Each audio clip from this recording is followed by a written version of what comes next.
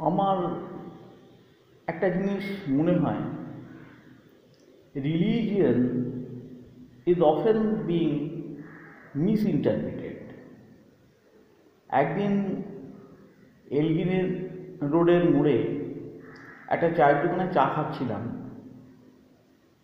সেই সময় একটা ডেথ কারে করে একটা ডেড বডি গেল। তা আমি তখন যুধিষ্ঠিরের ওই কথাটা একবার বললাম, যে যুধিষ্ঠির বলেছিলেন যে এই পৃথিবীতে প্রতিদিনই মানুষ মারা যাচ্ছে, কিন্তু তবু সবাই ভাবে যে সে নিজে আর কোনোদিনও মরবে না। তা এই কথাটা শুনে আমার পাশে দাঁড়িয়ে থাকা এক ভদ্রলোক, উনি একটু কটূক্তি করলেন। উনি একটু শ্লেষাত্মক ভঙ্গিতে আমাকে বললেন যে আমি কিন্তু কখনো মনে করি না যে আমি চিরদিন বেঁচে থাকব। তা আমি তখন তাকে বললাম একটা কথাই, যে দেখুন, এটা কেউই ভাবে না যে সে চিরদিন বেঁচে থাকবে। যেতে তো একদিন হবেই, এটা সবাই জানে।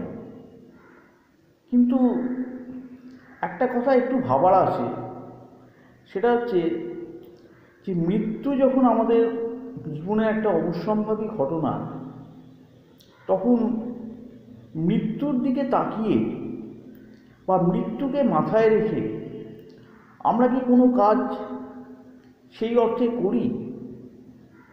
আমরা যা করি সবই কিন্তু জীবনের দিকে তাকিয়ে।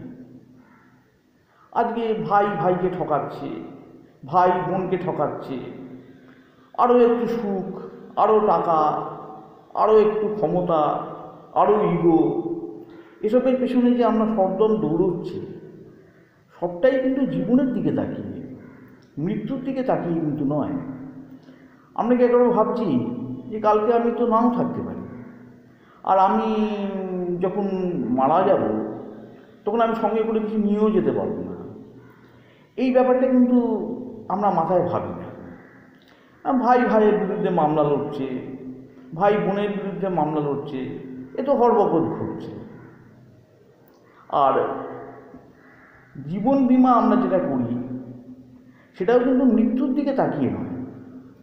আমরা করি আমার অবর্তমানে যাতে আমার ছেলেমেয়েরা বা আমার পরবর্তী জেনারেশন যাতে ওই টাকাটা পেয়ে ভালোভাবে থাকতে পারে, তাদের জীবনের দিকে তাকিয়েই আমরা এটা করি। আমরা মৃত্যুর দিকে তাকিয়ে করি না।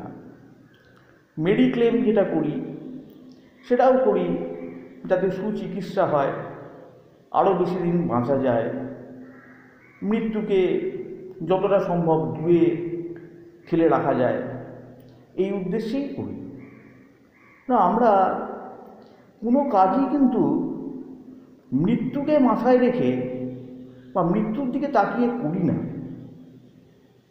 আর মৃত্যুর দিকে তাকিয়ে কিছু করাটা কিন্তু নেগেটিভ অ্যাক্টিভিটি বা নেগেটিভ থটস নয়, এটা খুবই বাস্তব চিন্তা বলেই আমি মনে করি।